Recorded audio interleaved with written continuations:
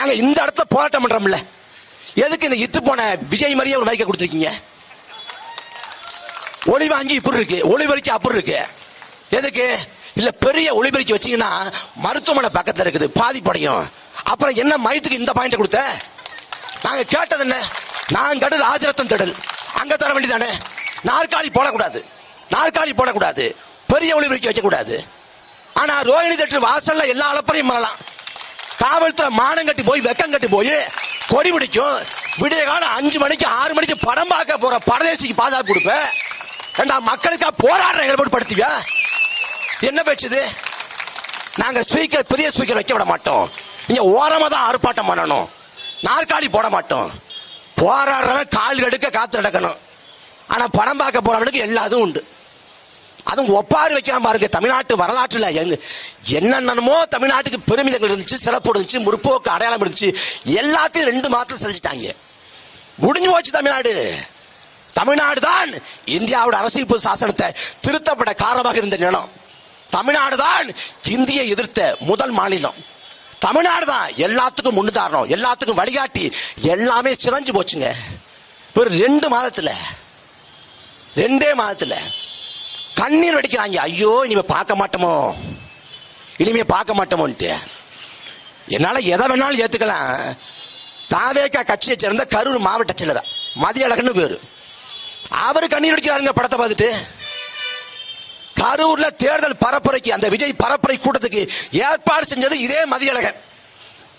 அங்க கூண்ட மக்களுக்கு உணவு ஏற்பாடு பண்ணாம, தண்ணீர் ஏற்பாடு பண்ணாம, கழிப்பறை வசதி ஏற்பாடு பண்ணாம அந்த மக்களை அம்போன்னு விட்டு 41 பேர் சாவதற்கு காரணம் இந்த மதியழகன் ஒரு அயோக்கிய பையன். அந்த மதியழகன் அன்னைக்கு 41 பேர் செத்து விழுந்தப்ப கரூர் அரசு பொது மருத்துவமனைக்கு போகல, விட்டு ஓடுகாலி பையன் மாதிரி ஓடி போயிட்டான். அன்னைக்கு ஓடி போயிட்டு இன்னைக்கு பணத்தை பார்த்து அழுகுறேன். அன்னைக்கு செத்து போனவங்க உடம்ப பார்த்து அழுதியாடா? கண்ணீர் விடுச்சியா? ஒரு கர்மாந்திரம் இல்ல.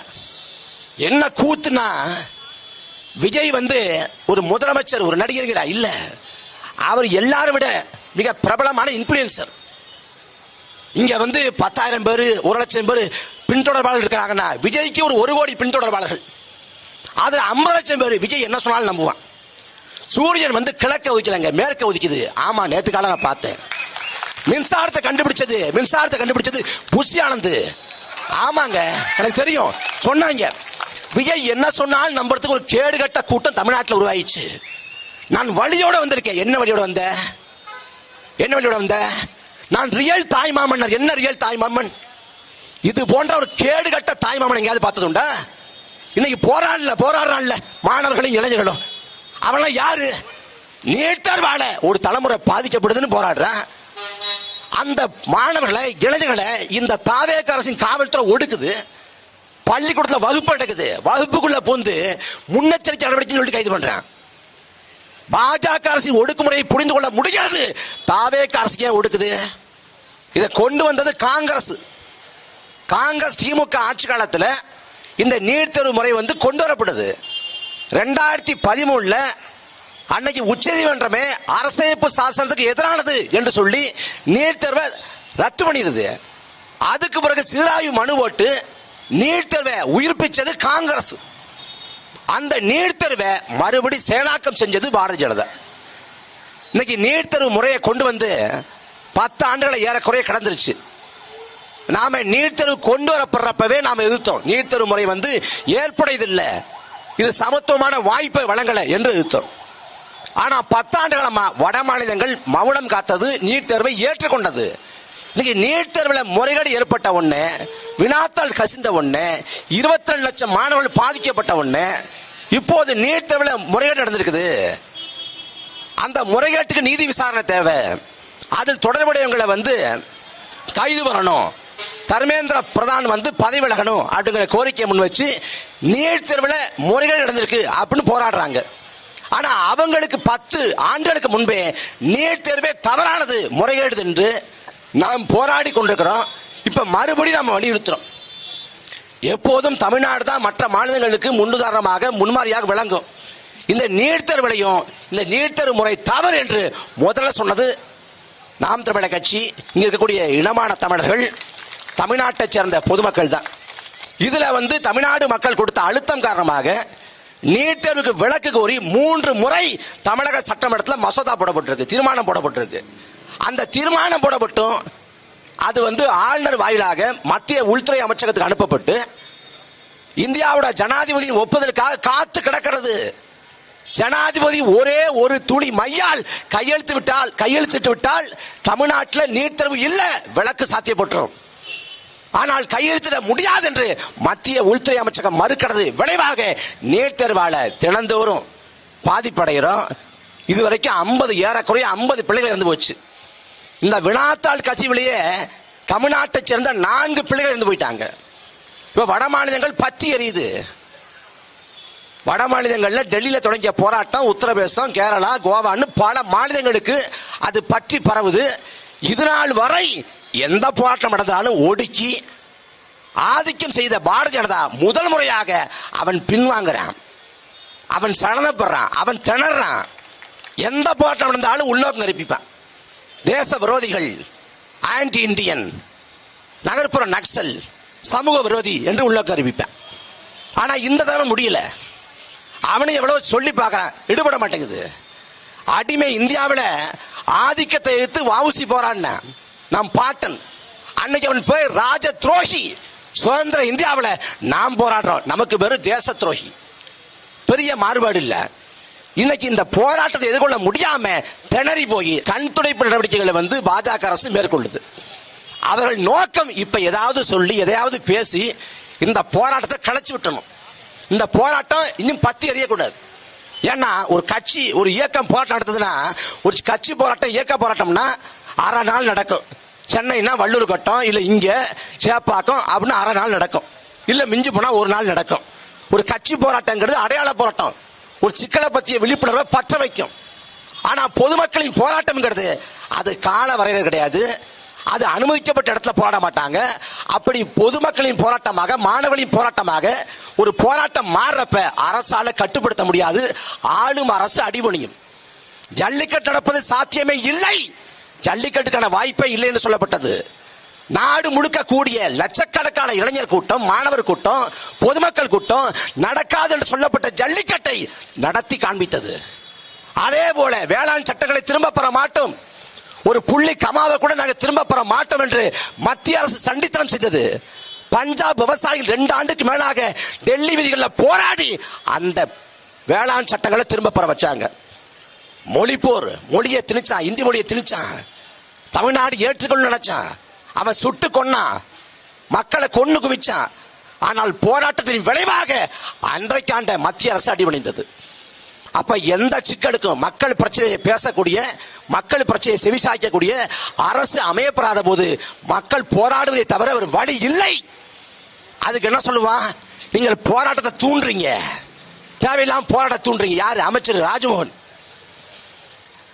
போராட்டத்தை தூண்டத்துல எந்த தவறும் இல்ல, எந்த தவறும் இல்ல. ரசிக வரியை தூண்டுறதான் தப்பு. போராட்டத்தை தூண்டுறது என்ன பிரச்சனை? போர்க்குணவும் போராட்ட உணவும் நிரம்ப பெற்ற நிலம் இந்த தமிழ்நாடு. இங்க போராடுறது என்ன பிரச்சனை? போராட்ட கோரிக்கை சரியா இல்லையா, போராட்ட முழக்கம் சரியானதா இல்லையா, அதான் பேசணும். போராட்டத்தை தூண்டுறாங்க, தூண்டி விடுறாங்க, விவசாயிகள் போராடுறாங்க, இவங்க போராடுறாங்க. எல்லா பிரச்சனைக்குமாக நாம் தமிழர் கட்சி போராடும், இனமான தமிழர்கள் போராடுவோம். மாணவர் பிரச்சனை மாணவர் தான் போராடணும், விவசாயி பிரச்சனை விவசாயி தான் போராடணும், நெசவாளர் பிரச்சனை நெசவாளர் தான் போராடணும், மீனவர் பிரச்சனை மீனவர் தான் போராடணும். இந்த எண்ணத்தை கைவிட்டு சமூகத்தில் அணி நடந்தா முதல்ல போராடணும். உலகில் எங்கோ ஒரு மொழி நடக்கக்கூடிய அநியாயத்தை கண்டு உன் மனம் அடக்க முடியாத ஆத்திரத்தால் கொதித்தெழுந்தால் நீயும் என் தோழதே என்று உலக சேகுவர, அந்த சேகுவராவின் தோழன்களாக எல்லா பிரச்சனைக்கு தான் போராடணும். காவிரியில தண்ணி கட்டு போராடுறோம், தண்ணி தர மாட்டேங்கிறான் யாரு? கர்நாடக அரசு. மத்திய காங்கிரஸ் ஆண்டாலும் பாஜக ஆண்டாலும் உச்ச நீதிமன்றம் உத்தரவிட்டாலும் நடுவர்மன்றம் வலியுறுத்தினாலும் தண்ணி தர மாட்டேங்கிறான். இங்க காவிரி டெல்டா மாவட்டம்னா தமிழ்நாட்டில் தஞ்சாவூர், திருவாரூர், நாகப்பட்டினம் 3 மாவட்டம். இங்க போராட்டம் நடந்தா 3 மாவட்டத்தில் நடக்கும் போராட்டம். அந்த 3 மாவட்டத்திலையும் விவசாய சங்கங்கள் தான் போராட்டம் நடத்தும். அப்ப காவிரி சிக்கல் என்பது தமிழ்நாட்டில் 3 மாவட்ட சிக்கல். அதே போல கர்நாடகாவில் காவிரி டெல்டா மாவட்டம் இருக்கு. மாண்டியா, மைசூரு, சாம்ராட்டு, பெங்களூரு, ஹாசன் காவிரி டெல்டா மாவட்டம் இருக்கு. ஆனா அந்த இடத்துல போராட்டம் நடக்கிறப்ப அந்த காவிரி டெல்டா மாவட்டம் மட்டும் இல்ல, ஒட்டுமொத்த கர்நாடகா முழுமைக்கும் போராட்டம் நடத்துறான். ஒரு பிரச்சனைனா அவன் தேசிய இனத்தின் பிரச்சனையாக, அந்த தாய் இனத்தின் பிரச்சனையா பார்க்கிறான். ஆனா இந்த நிலத்துல ஒரு பிரச்சனைனா அதை பகுதி சார்ந்த பிரச்சனையா, துறை சார்ந்த பிரச்சனையா பார்க்கிறான். அதுதான் சிக்கல். இதுல பாஜக அரசு ஒடுக்குமுறை ஏவுது. என்னால புரிஞ்சுக்க முடியுது. ஏன்னா பாஜக அரசுக்கு போராட்டங்கள் ஆகாது. அவன் போராடுறவங்களை அவங்க ஏத்துக்க மாட்டான். ஆனா தமிழ்நாட்டை ஆளக்கூடிய தாவேக அரசுக்கு என்ன கேடு? மெரினா கடற்கரையில போராட்டம் நடத்த கூடாது என்று தடை போட்டு சட்டபூர்வமா அதுக்கு ஒப்புதல் வாங்கினான். திமுக அதிமுக ஆட்சி காலங்கள்ல தாவேக அரசு திமுக அதிமுக மாற்றுனா மெரினா கடற்கரையை திறந்து விட வேண்டியதானே. பாலன் இல்லத்துல போராடுறாங்க யாரு? மாணவர்களும் இளைஞர்களும். இதே பாலன் இல்லத்துக்கு விஜய் வந்தார். எதற்காக வந்தார்? தாவேக அரசுக்கு பெரும்பான்மை இல்ல, ஆதரவு வேணும் என்று ஆதரவு கேட்டு பாலன் இல்லத்துக்கு போன விஜய் இன்றைக்கு போராடக்கூடிய மாணவர்களுக்கு இளைஞர்களுக்கு ஆதரவு கொடுப்பதற்கு ஏன் போகல? ஏன் போகல? எல்லா கட்சியாரும் போகலடா. தாவேக அரசின் கருத்து என்ன? தாவேக அந்த கேடுகட்ட கட்சியின் கருத்து என்ன? காட்டு சொல்ல வேண்டியதானே. நாங்க இந்த இடத்துல போராட்டம் பண்றோம்ல, எதுக்கு இந்த இத்து போன விஜய் மாதிரியே ஒரு மைக்க கொடுத்துருக்கீங்க? ஒளி வாங்கி இப்படி இருக்கு, ஒளிபெருக்கி அப்படி இருக்கு. எதுக்கு? இல்ல பெரிய ஒளிபெருக்கி வச்சீங்கன்னா மருத்துவமனை பக்கத்துல இருக்குது, பாதிப்படையும். அப்புறம் என்ன மையத்துக்கு இந்த பாயிண்ட் கொடுத்த? நாங்க கேட்டது என்ன? நான் கேட்டது ராஜரத்தன் திடல், அங்க தர வேண்டியதானே. நாற்காலி போடக்கூடாது, நாற்காலி போடக்கூடாது, பெரிய ஒளிபெருக்கி வைக்க கூடாது. ஆனா ரோஹிணி தேட்டர் வாசல்ல எல்லா அளப்பறையும் வரலாம். காவல்துறை மானம் கட்டி போய் வெக்கம் கட்டி போய் கொடி பிடிக்கும். விடிய காலம் 5 மணிக்கு 6 மணிக்கு படம் பார்க்க போற பரதேசிக்கு பாதுகாப்பு கொடுப்ப. மக்களுக்கா போராடுற ஏற்படுத்தியா? என்ன பேச்சுது? நாங்க ஸ்பீக்கர் பெரிய ஸ்பீக்கர் வைக்க விட மாட்டோம். நீங்க ஓரமா தான் ஆர்ப்பாட்டம் பண்ணணும். நாற்காலி போட மாட்டோம். போராடுறவன் கால் எடுக்க காத்து நடக்கணும். ஆனா படம் பார்க்க போறவனுக்கு எல்லாதும் உண்டு. அதுவும் ஒப்பாரி வைக்காம பாருங்க. தமிழ்நாட்டு வரலாற்றுல என்னென்னமோ தமிழ்நாட்டுக்கு பெருமிதங்கள் இருந்துச்சு, சிறப்பு இருந்துச்சு, முற்போக்கு அடையாளம் இருந்துச்சு. எல்லாத்தையும் 2 மாதம் செஞ்சுட்டாங்க. முடிஞ்சு போச்சு தமிழ்நாடு. தமிழ்நாடு தான் இந்தியாவோட அரசியல் சாசனத்தை திருத்தப்பட காரணமாக இருந்த நிலம். தமிழ்நாடு தான் இந்தியை எதிர்த்த முதல் மாநிலம். தமிழ்நாடு தான் எல்லாத்துக்கும் முன்னுதாரணம், எல்லாத்துக்கும் வழிகாட்டி. எல்லாமே சிதைஞ்சு போச்சுங்க. ஒரு 2 மாதத்துல, 2 மாதத்துல கண்ணீர் வடிக்கிறாங்க. ஐயோ இனிமே பார்க்க மாட்டோமோ, இனிமே பார்க்க மாட்டோமோன்ட்டு. என்னால எதை வேணாலும் ஏத்துக்கலாம். தாவேக கட்சியை சேர்ந்த கரூர் மாவட்ட செயலர் மதியழகன்னு பேரு, அவரு கண்ணீர் வடிக்கிறாருங்க படத்தை பார்த்துட்டு. கரூர்ல தேர்தல் பரப்புரைக்கு, அந்த விஜய் பரப்புரை கூட்டத்துக்கு ஏற்பாடு செஞ்சது இதே மதியழகன். அங்க கூண்ட மக்களுக்கு உணவு ஏற்பாடு பண்ணாம, தண்ணீர் ஏற்பாடு பண்ணாம, கழிப்பறை வசதி ஏற்பாடு பண்ணாம அந்த மக்களை அம்போன்னு விட்டு 41 பேர் சாவதற்கு காரணம் இந்த மதியழகன் ஒரு அயோக்கிய பையன். அந்த மதியழகன் அன்னைக்கு 41 பேர் செத்து விழுந்தப்ப கரூர் அரசு பொது மருத்துவமனைக்கு போகல, விட்டு ஓடியாளி பையன் ஓடி போயிட்டான். அன்னைக்கு ஓடி போயிட்டு இன்னைக்கு படத்தை பார்த்து அழுகுறேன். அன்னைக்கு செத்து போனவங்க உடம்ப பார்த்து அழுதியாடா? கண்ணீர் விடுச்சியா? ஒரு கர்மாந்திரம் இல்ல. என்ன கூத்துனா, விஜய் ஒரு முதலமைச்சர், ஒரு நடிகர் இல்ல, அவர் எல்லாரும் விட மிக பிரபலமான இன்ஃபுளுசர். இங்க 10,000 பேர் 1,00,000 பேர் பின்தொடர்பாளர்கள் இருக்கிறாங்கன்னா, விஜய்க்கு ஒரு 1 கோடி பின்தொடர்பாளர்கள். அது 50 லட்சம் பேர் விஜய் என்ன சொன்னாலும் நம்புவான். சூரியன் கிழக்க உதிக்கலங்க, மேற்க உதிக்குது. ஆமா, நேத்து காலம் நான் பார்த்தேன். மின்சாரத்தை கண்டுபிடிச்சது புஷி ஆனந்த்.